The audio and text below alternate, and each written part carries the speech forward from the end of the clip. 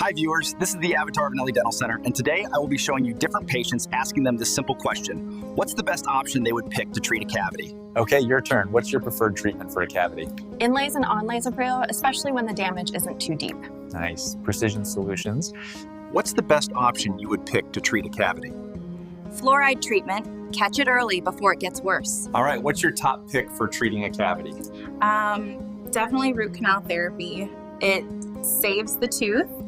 What's the best option you would pick to treat a cavity? Tooth extraction. If it's too far gone, I'd rather get it out. Sometimes that's the best call. What's the best option you would pick to treat a cavity?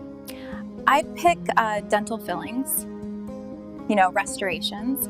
Okay, your turn. What's your preferred treatment for a cavity? Inlays and onlays and Now it's your turn. If this was you, what option would you pick and why?